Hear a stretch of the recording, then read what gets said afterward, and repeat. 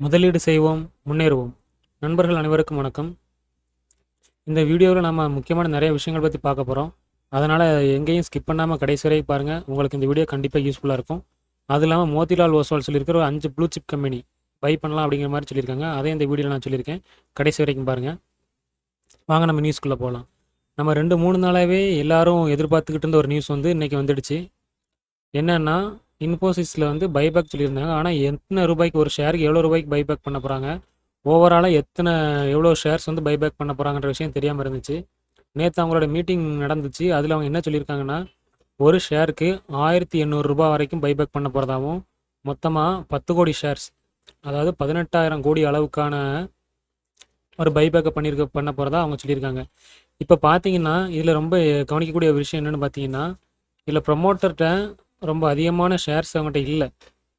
Already பார்த்தீங்கன்னா அவங்க ஒரு 13% அளவுக்கு தான் வச்சுருக்காங்க. இப்போ அவங்க பைபேக் பண்ண போகிறது எந்த அளவுக்கு பைபேக் பண்ண போகிறாங்கன்னா, ஒரு 2.5% அளவுக்கு, நியர்லி ஒரு 2.5% அளவுக்கான பைபேக்கை அவங்க பண்ண போகிறாங்க.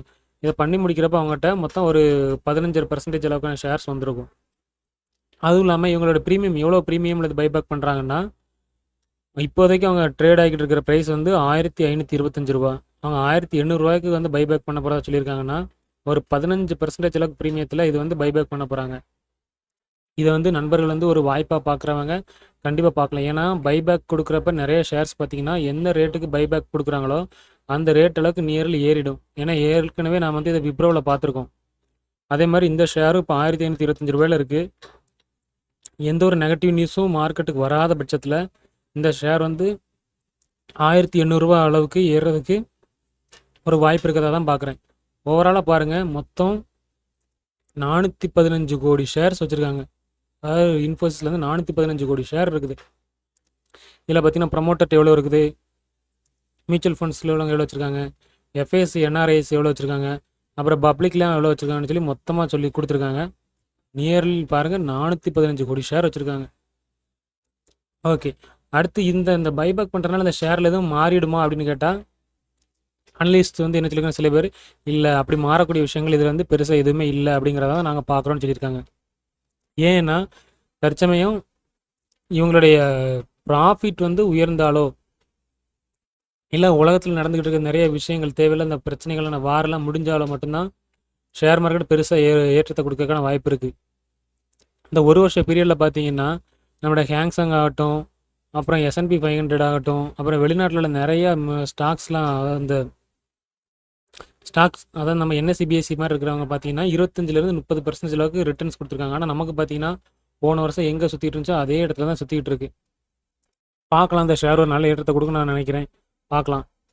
இதில் ஃபண்டமெண்டல்ஸாகவும் பார்க்குறப்ப ஒஸ்ட்டுன்னு சொல்லி எதுவுமே சொல்ல முடியாது. RSI பார்த்தீங்கன்னா நல்ல இடத்துல இருக்குது, ஏறுறதுக்கு தயாரான இடத்துல தான் RSI இருக்குது. பார்க்கலாம். இந்த நியூஸ் வந்து இந்த ஷேரை மேலே ஏற்றி கொண்டு போனால் அது நமக்கு ஒரு நல்ல விஷயம்தான். அடுத்து பார்த்தீங்கன்னா ரொம்ப இம்பார்ட்டண்டான ஒரு நியூஸ் பார்க்க போகிறோம். நம்ம ஏற்கனவே ஆல்ரெடி பார்த்தீங்கன்னா செப்டம்பர் 2ஆம் தேதி நம்மளுடைய ஒவ்வொரு வீடியோலையும் பார்த்தீங்கன்னா தம்பனையில் டேட் போட்டு தான் நம்ம வீடியோ போடுறோம். அதில் பார்த்தீங்கன்னா செப்டம்பர் 2ஆம் தேதி நம்ம வீடியோவில் என்ன சொல்லியிருக்கோம்னா, பஜாஜ் ஃபைனான்ஸ் வந்து ஒரு 1000 ருபீஸ்க்கு வந்து போகக்கூடிய ஒரு வாய்ப்பு இருக்குது அப்படிங்கிறது நம்ம வீடியோவில் சொல்லியிருந்தோம். அதுவும் இல்லாமல் 1000 ருபீஸ்க்கு போனதுக்கப்புறம் ஒரு 1150 ரூபா வரைக்கும் போகக்கூடிய வாய்ப்பாக இருக்கிறதா CLSA சொல்லியிருக்காங்கன்றதையும் சொல்லியிருந்தோம். இதில் பார்த்தீங்கன்னா ஃபஸ்ட்டு டார்கெட்டான 1000 ருபீஸ்க்கு இன்றைக்கி வந்துடுச்சு. ஒரு நம்ம டிஸ்கஸ் பண்ணலேருந்து ஒரு 10 நாளில் அந்த டார்கெட்டுக்கு வந்திருக்கு பாருங்கள். நம்ம டிஸ்கஸ் பண்ணுறப்ப இந்த ரேஞ்சில் இருந்துச்சு, 890 ரூபா 880 ரூபா ரேஞ்சில் இருந்துச்சு. நம்மளோட வீடியோ நண்பர்கள் போய் பார்த்தீங்கன்னா, பழைய வீடியோ பார்த்தீங்கன்னா அதில் நம்ம சொல்லியிருப்போம். டவுட் இருக்கிறவங்க அதில் போய் பார்த்துக்கலாம். அதில் CLS என்ன சொல்லியிருந்தாங்கன்னா 890லேருந்து 29% அளவுக்கு ஏறும்னு சொல்லியிருந்தாங்க. 29%னா 1150 ரூபா அந்த ப்ரைஸ்லேருந்து பார்க்கலாம். இது ஒரு 1150 ரூபாய்க்கு போச்சுன்னா நல்லா தான் இருக்கும். அப்புறம் பார்த்தீங்கன்னா பஜாஜ் ஃபைனான்ஸில் இன்னொரு நியூஸும் வந்திருக்கு. இன்னொரு நியூஸ் வந்திருக்குன்னா, இவங்க வந்து ஒரு 1350 கோடி ரூபாய் அளவுக்கு NCD, அதாவது நான் கன்வெர்ட்டபிள் டிபென்ச்சர்ஸ் வந்து பாண்டு விடுறதா வந்து சொல்லியிருக்காங்க. எவ்வளோ கூப்பன் ரேட்டுனா 7.25, கிட்டத்தட்ட பார்த்தீங்கன்னா 7.5%. இப்போ நம்ம பேங்க்கில் போட்டோன்னா 7% வட்டி கொடுக்குறாங்கன்னா இதுலேயும் கிட்டத்தட்ட அதே தான் கொடுக்குறாங்க. ஆனால் இதில் சேஃப்டியை விரும்புகிறவங்க மட்டும்தான் இந்த பாண்டெலாம் போய் இன்வெஸ்ட் பண்ணாங்க. ஏன்னா இதை விட அதிகமான ரிட்டர்ன் கொடுக்குற பாண்டெலாம் மார்க்கெட்டில் நிறையா இருக்குது. இதோட மெச்சூரிட்டி டேட் பார்த்திங்கன்னா 12 டிசம்பர் 2028, இன்னும் ஒரு 3 வருஷம் அளவுக்கான மெச்சூரிட்டி டேட் இருக்குது. இதை கன்சிடர் பண்ணுறவங்க கன்சிடர் பண்ணுறது அவங்களோட இஷ்டம். அடுத்து பார்த்திங்கன்னா இந்த மதர்சன் சுமி இப்போ ஒரு ஷேர் பார்த்துட்டோம். அதாவது 1000 வரை போகும் அப்படின்னு நாம சொல்லியிருந்த ஷேர் வந்து வந்துடுச்சு. அதே மாதிரி இன்னொரு ஷேர் இப்போ நம்ம ஒரு 4 நாளைக்கு முன்னாடி என்ன வீடியோவில் டிஸ்கஸ் பண்ணியிருந்தோன்னா, மதர்சன் சுமி வந்து ரூ. 114 வர்றதுக்கான வாய்ப்பு இருக்குதா நம்ம சொல்லியிருந்தோம். நம்மளோட வீடியோ நண்பர்கள் பழைய வீடியோ பார்த்தீங்கன்னா தெரியும். நம்ம டிஸ்கஸ் பண்ணுறப்ப இந்த ஸ்டாக் வந்து பார்த்தீங்கன்னா ரூ. 98 இருந்துச்சு. இப்போ ரூ. 105 அளவுக்கு கிட்டத்தட்ட நியர்லி ஒரு ரூ. 7 அளவுக்கு ஏற்றத்தை கொடுத்துருது. இன்னொரு ரூ. 10 போச்சுன்னா நம்ம சொன்ன டார்கெட் வந்துடும். பார்க்கலாம், மேபி இந்த மாதம் எண்டுக்குள்ளே நம்ம சொன்ன டார்கெட் வந்துச்சுன்னா நம்மளை ஃபாலோ பண்ணுற நண்பர்களுக்கு அது ஒரு மிகப்பெரிய ஒரு நியூஸாக இருக்கும். அடுத்து பார்த்தீங்கன்னா ஹிந்துஸ்தான் காப்பர் பார்த்தீங்கன்னா ஒரே நாளில் குதிச்சிட்டான். ஏறி ஒரே இந்த சொல்லுவாங்கள்ல அந்த மாதிரி ஒரே குதியாக குதிச்சிடுச்சு. இதுக்கு மெயினான காரணம் பார்த்தீங்கன்னா அவங்ககிட்ட வந்திருக்கிற ஒரு நல்ல நியூஸ் தான். எந்த ஒரு ஷேருமே ஒரு ஏற்றத்தை கொடுக்கறதுக்கு 2 விஷயங்கள். மெயினாக ப்ரைமரியாக பார்த்தீங்கன்னா அவங்களோட ப்ராஃபிட் வந்து நல்லா உயர்றது. செகண்டு பார்த்தீங்கன்னா அந்த கம்பெனிஸ்க்கு வரக்கூடிய பாசிட்டிவ் நியூஸ். இதில் இவங்களுக்கு இன்றைக்கி என்ன பாசிட்டிவ் நியூஸ் வந்திருக்குன்னு பார்த்தீங்கன்னா, ஹிந்துஸ்தான் காப்பர் வந்து இந்தியாவில் மற்றும் வெளிநாடுகளில் பார்த்தீங்கன்னா அவங்களோட மைனிங் வந்து மைனிங் கெப்பாசிட்டி வந்து அதிகரிக்க போகிறதாகவும் காப்பர் கெப்பாசிட்டி வந்து அதிகரிக்க போகிறதாகவும் சொல்லியிருந்தாங்க. அது மட்டும் இல்லாமல் நம்மளுடைய ரைட்ஸு, அப்புறம் ஐஓசி, கோல் இந்தியா, கெயில் அவங்களெல்லாம் வந்து ஜாயிண்ட் வெஞ்சர் போட்டிருக்காங்க இவங்களுடைய மைனிங் போர்ட்ஃபோலியோ வந்து அதிகரிக்கிறதுக்கு. இவங்க பார்த்தீங்கன்னா இந்த ஷேர் வந்து ஒரு இந்தியாவோட தேவைகளில் காப்பர் தேவையில் ஒரு 45% அளவுக்கு வந்து இவங்க தான் பூர்த்தி பண்ணிக்கிட்டு இருக்காங்க. இந்த ஒரு நியூஸ் வந்து இந்த ஷேரை வந்து மேலே ஏற்றிட்டு போகுமான்னு பார்த்தா வாய்ப்பு இருக்குது. பட் இந்த ஷேரை வாங்கக்கூடிய அளவில் இருக்கான்னு கேட்டால் கண்டிப்பாக நான் இல்லைன்னு தான் சொல்லுவேன். ஏன்னா இதோட பிஸ்னஸ் பார்த்திங்கன்னா ஒரு நிலையற்ற தன்மையாக இருக்கிற காரணத்தினால இந்த ஷேர்லேருந்து நம்ம நண்பர்கள் வந்து தள்ளி இருக்கிறது ஒரு நல்ல விஷயம். அடுத்து பார்த்திங்கன்னா ரயில்டெல் பார்த்திங்கன்னா ரயில்டெல் இன்றைக்கி ஒரு ஏற்றத்தை கொடுத்துருந்தது. பார்த்திங்கன்னா ஒரு 3% அளவுக்கு ஏற்றத்தை கொடுத்து தான் க்ளோஸ் ஆகிருக்குது. இதோட கரண்ட் மார்க்கெட் ப்ரைஸ் பார்த்திங்கன்னா $374 இருக்குது. இவங்ககிட்ட இருந்து இன்றைக்கி ஒரு நியூஸ் என்னென்னா, இது வந்து ஒரு கவர்மெண்ட் கம்பெனி. கவர்மெண்ட்லேருந்து டெலிகாம் இன்ஃப்ராஸ்ட்ரக்சர் இருக்குல்ல, அதை வந்து செஞ்சு கொடுக்கக்கூடிய ஒரு கம்பெனி. இவங்க பார்த்தீங்கன்னா ஒரு $103 கோடி ஒரு ஆர்டர் கிடச்சிருக்கு நாசிக்லேருந்தும் அப்புறம் பன்வல் முனிசிபல் இவங்க 2 பேர்கிட்ட இருந்து இவங்களுக்கு வந்து $103 கோடி ஆர்டர் வந்திருக்கு. இது பார்த்தீங்கன்னா இந்த ஷேர் வாங்கக்கூடிய அளவில் இருக்குதான்னு பார்த்தா இதோடைய ஸ்க்ரீனில் இதோட முன்னாடி கொடுத்த ரிசல்ட்ஸை பார்க்கலாம். பாருங்கள், 2022 ஒரு 25 கோடி கொடுக்க ஆரம்பித்தாங்க. அதில் வந்து பார்த்தீங்கன்னா ஆவரேஜாக 25, 30, 60, 70, 80, 40ன்னு ஒரு ஆவரேஜான ஒரு ரிசல்ட் தான் இருக்குது தவிர்த்து ஒரு மிகப்பெரிய ஒரு பெர்ஃபார்மன்ஸ் இல்லை. அந்த ஒரு காரணத்தினால இந்த ஷேரில் இருந்து நம்ம இப்போதைக்கு தள்ளி இருக்கிறது நல்லது. ஏன்னா ஒவ்வொரு நியூஸ் வர்றப்போ அந்த ஷேர் வந்து மேலே ஏற்றத்தை கொடுக்கும். அந்த மாதிரி நியூஸை பார்த்து மட்டும் நம்ம ஷேர் வாங்குறதா இருந்தானா டெய்லி பார்த்திங்கன்னா நம்ம ஷேர்ஸ் வந்து வாங்கிக்கிட்டு தான் இருக்கணும் புதுசாக. ஏன்னா ஒவ்வொரு ஸ்டாக்ஸ்லேயும் புதுசாக பாசிட்டிவான நியூஸ்லாம் டெய்லி வந்துகிட்டே இருக்கும். அதனால் நியூஸை பார்த்து மட்டும் நம்ம வாங்கிட முடியாது. அவங்களுடைய ஃபண்டமெண்டல்ஸ்லாம் பார்த்துட்டு ப்ராஃபிட் அண்ட் லாஸ்லாம் பார்த்துட்டு தான் வாங்க முடியும். இந்த ஷேர் வந்து என்னை பொறுத்த வரைக்கும் வாங்கக்கூடிய அளவில் இல்லை. அடுத்து பார்த்தீங்கன்னா நான் ஃபஸ்ட்டு வீடியோட ஸ்டார்டிங்கில் சொல்லியிருந்தேன். அதாவது மோத்திலால் ஓஸ்வால் வந்து ஒரு 5 ப்ளூ சிப் கம்பெனிஸ் வந்து வாங்கலாம் அப்படிங்கிற மாதிரி சொல்லியிருந்தேன். இப்போ 5 கம்பெனிஸ் என்னெல்லாம்னு பார்த்தீங்கன்னா ஹெச்டிஎஃப்சி பேங்க், அதாவது one of the biggest bank இந்தியாவில் இருக்கக்கூடிய தனியார் உள்ள மிகப்பெரிய பேங்க் வந்து ஹெச்டிஎஃப்சி பேங்க்.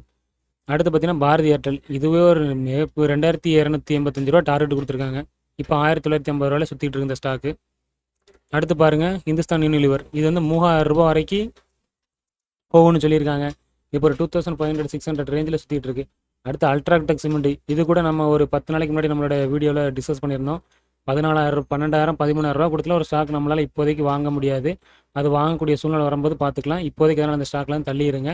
அடுத்து இன்னொரு ஸ்டாக் என்ன சொல்லியிருக்காங்கன்னா நிப்பான் ஏஎம்சி, இதிலிருந்தும் நாம் இந்த தச்சம் இது தள்ளியே இருந்துக்கலாம். இந்த ஏஎம்சி கம்பெனிஸ் எல்லாம் வாங்குறத அவாய்ட் பண்ணிடலாம்ங்கிறது என்னுடைய ஒரு கருத்து. அடுத்து பார்த்தீங்கன்னா யூகே, டெய்லி இந்த நாட்டாமை சம்மந்தப்பட்ட ஒரு நியூஸு வந்துடும். நாட்டாமை, பெரிய நாட்டாமை இல்லை சின்ன நாட்டாமை. இன்றைக்கி சின்ன நாட்டாமையை பற்றி என்ன ஒரு நியூஸ் வந்திருக்குன்னு பார்த்தீங்கன்னா, இப்போது புதன்கிழமை ஒரு 2 நாளைக்கு முன்னாடி பார்த்தீங்கன்னா ரஷ்யாவோட ட்ரோன் வந்து போலந்தில், அதாவது நேட்டோவில் இருக்கக்கூடிய ஒரு உறுப்பு நாடு தான் போலந்து, அவங்களுடைய ஏர் ஸ்பேஸில் இருந்து ஒரு ட்ரோன் தாக்குதல் நடந்ததாகவும் அந்த ட்ரோன் வந்து நாங்கள் சுட்டு வீழ்த்திட்டோம் அப்படிங்கிறத போலந்து வந்து சொல்லியிருந்தாங்க. ஆனால் ரஷ்யா சைடில் வந்து இதை நாங்கள் தெரியாமல் இந்த பக்கம் போயிடுச்சுன்னு சொல்லியிருந்தாங்க. நியூஸ் அப்படியே அது க்ளோஸ் ஆகிருக்கும். ஆனால் ரஷ்யா தரப்புலேருந்து எந்த ஒரு நியூஸுமே வரல. ஏன்னா அதனால் போலந்து என்ன நினைக்கிறாங்க, ஒருவேளை ரஷ்யா நம்மளை பல்ஸ் பார்க்குதோ அப்படிங்கிற ஒரு டவுட்டில் நேட்டோ உறுப்பு நாடுகள்லாம் சேர்ந்து பேசணும். இப்போ யூகே என்ன பண்ணியிருக்காங்கன்னா, ரஷ்யாவோட ஷிப்ஸ் இருக்குல்ல, ஆயில் அதாவது ரஷ்யாவிலேருந்து ஆயில் மற்ற நாட்டுக்கு கொண்டு போகிற அந்த ஷிப்ஸுக்கெலாம் பார்த்தீங்கன்னா, கப்பல்களுக்கெல்லாம் பார்த்தீங்கன்னா, ஒரு 70 கப்பல்களுக்கு வந்து அவங்க வந்து சாங்ஷன்ஸ் போட்டிருக்காங்க. அதாவது பொருளாதார தடைகள் போட்டிருக்காங்க. அப்புறம் வந்து ரஷ்யாவுக்கு வந்து எலக்ட்ரானிக் சப்ளை பண்ணுறது, எலக்ட்ரானிக் பொருட்கள் வந்து சப்ளை பண்ணக்கூடிய சைனாவை பேஸ் பண்ணியிருக்கக்கூடிய கம்பெனிகள், நிறைய கம்பெனிகளுக்கு பார்த்தீங்கன்னா, அவங்க வந்து தடைகள் போட்டிருக்கு, தடை போட போகிறாங்க.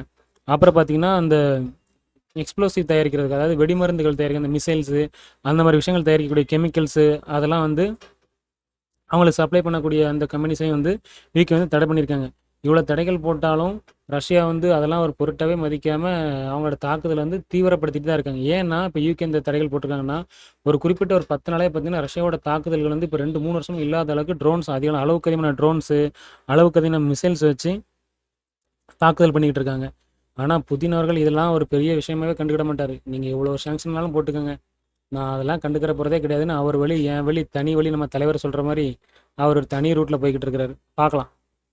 அடுத்து பார்த்தீங்கன்னா, குரோ வந்து ஒரு மல்டி அசெட் மியூச்சுவல் ஃபண்ட் வந்து லான்ச் பண்ணுறாங்க.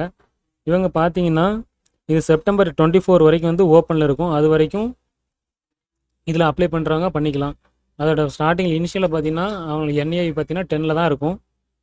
இதில் ஏன் வந்து இதை நான் இப்போ சொல்கிறேன்னா, நிறைய பேர் வந்து சேஃப்டியை வந்து, அதாவது ஸ்டாக் மார்க்கெட்டில் வந்து சேஃப்டின்ற ஒரு வார்த்தையே நம்ம சொல்ல முடியாது. பட் இதில் வந்து ஒரு வகையான சேஃப்டி என்ன இருக்குன்னா, மல்டி அசெட் ஃபண்டுனாலே அவங்க வந்து ஈக்விட்டியில், அப்புறம் டெப்ட் ஃபண்டில், கோல்டில், அப்புறம் சில்வரில் எல்லாத்துலேயுமே வந்து இன்வெஸ்ட்மெண்ட் பண்ணியிருப்பாங்க. பிரித்து பிரித்து இன்வெஸ்ட் பண்ணுறதுனால போர்ட்ஃபோலியோ வந்து டைவர்சிஃபையாக இருக்கிறதுனால multi asset fund, multi cap ஃபண்டில் வந்து ஒரு சேஃப்டியான விஷயமாக தான் நிறைய பேர் பார்க்குறதுனால, எனக்கு சேஃப்டி மட்டும் இருந்தால் போதும், ரிட்டர்ன் பெருசாக தேவையில்லைன்றவங்க மல்டி அசெட்டை வந்து மல்டி அசெட் ஃபண்ட் வந்து கன்சிடர் பண்ணலாம். அடுத்து பார்த்தீங்கன்னா, நியூஸ் ஐபிஓ பற்றின நியூஸ், நம்ம ஒரு நியூஸ் கொண்டு வந்திருக்கோம். என்னென்னா, நேற்றே நான் சொல்லியிருந்தேன் நம்மளுடைய வீடியோவில், அதாவது இந்த நம்ம டிஸ்கஸ் பண்ணி இந்த ஐபிஓ வந்து அப்ளை பண்ணலாம் அப்படிங்கிற மாதிரி சொல்லியிருந்தேன். ஏதாவது அந்த அர்பன் கம்பெனி இருக்குல்ல, அர்பன் கம்பெனி வந்து அப்ளை பண்ணலாம் அப்படிங்கிற மாதிரி சொல்லியிருந்தேன். அவங்களுக்கு கிரே மார்க்கெட் ப்ரீமியம் பார்த்தீங்கன்னா, தற்சமயத்துக்கு வந்து 48% அளவுக்கு கிரே மார்க்கெட் ப்ரீமியம் வந்து காட்டிக்கிட்டு இருக்குது. 10ஆம் தேதியில் ஓப்பன் ஆன இந்த ஐபிஓ 12ஆம் தேதி இன்றைக்கி 5 மணிக்கு க்ளோஸ் ஆகிடுச்சு. நமக்கு வந்து 15ஆம் தேதி திங்கக்கிழமை வந்து 10 நமக்கு அலாட் ஆகுமா இல்லையாங்கிறது தெரிஞ்சிடும். அப்புறம் 16ஆம் தேதி பார்த்தீங்கன்னா, நம்மளோட டிமேட் அக்கௌண்ட்டில் அந்த ஷேர்ஸ் நமக்கு அலாட் ஆச்சுன்னா கிரெடிட் ஆகிடும். 17ஆம் தேதி லிஸ்ட் ஆகும். லிஸ்ட் ஆகிறப்ப இதே மாதிரி கிரே மார்க்கெட் ப்ரீமியம் காட்டிட்டு இருந்துச்சுன்னா, நண்பர்கள் அனைவருக்கும் ஒரு 40% அளவுக்கு, மினிமம் ஒரு 40% அளவுக்கு கிரே மார்க்கெட் ப்ரீமியம் லிஸ்ட் ஆகிறதுக்கு ஒரு வாய்ப்பு இருக்குது. நானும் அப்ளை பண்ணியிருக்கிறேன். இந்த ஷேர் உனக்கு ஒருவேளை கிடைச்சதுன்னா நான் கண்டிப்பாக நண்பர்களுக்கு இதை வந்து அப்டேட் பண்ணுறேன். அப்புறம் நண்பர்கள், இந்த வீடியோவில் நம்ம தேவையான அளவுக்கு தகவலை டிஸ்கஸ் பண்ணியிருக்கோம். மீண்டும் ஒரு வீடியோவில் நமக்கு தகவலை டிஸ்கஸ் பண்ணுவோம். இந்த வீடியோ உங்களுக்கு பிடிச்சிருந்துச்சுன்னா நம்ம சேனலை சப்ஸ்கிரைப் பண்ணுங்கள், வீடியோவுக்கு கமெண்ட் பண்ணுங்கள், லைக் பண்ணுங்கள், உங்கள் ஃப்ரெண்ட்ஸ்களுக்கு ஷேர் பண்ணுங்கள். மீண்டும் ஒரு வீடியோவில் சந்திப்போம் நண்பர்களே. முதலீடு செய்வோம், முன்னேறுவோம்.